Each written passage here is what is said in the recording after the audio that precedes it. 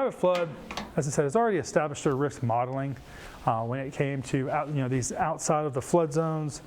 It may not be an option for everybody. And, what do we mean by that? Well, right now, as we give this presentation in late September, FHA does not accept private flood insurance. So that, as an energy agency right now, that's one of the biggest things you want to pay attention to. So if a customer comes to you with FHA, kick private flood out of your mind right away. Because what will happen is you'll submit it to the bank, they'll deny it, the customer's paid for it maybe. Maybe it takes the customer 10 days to get their money back. Now you can't do the new policy because, it can just cause a lot of problems. FHA hopefully will accept private flood into September.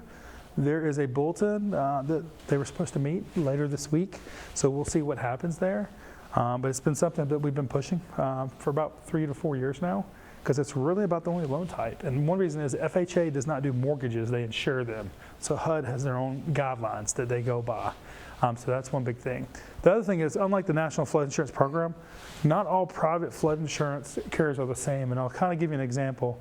We had somebody come to us and says, hey, I have my flood insurance with Lloyd's of London. Well, Lloyd's of London doesn't do a contract. What they do is they do multiple contracts with, vendors, third party, managing general agencies in many situations. So they think they're being non-renewed by Lloyd's, and they're not necessarily being non-renewed in that situation. What happens is maybe their risk does not meet within that contract anymore, is what it is. Or they're like, hey, I got non-renewed on my private flood, so private flood's not an option for me anymore, and that's not the case at all.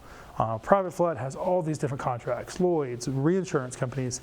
There's 5,000 different types of contracts out there. So it's important when someone comes to you and says they're being non-renewed, it doesn't mean that there's no private flood insurance option.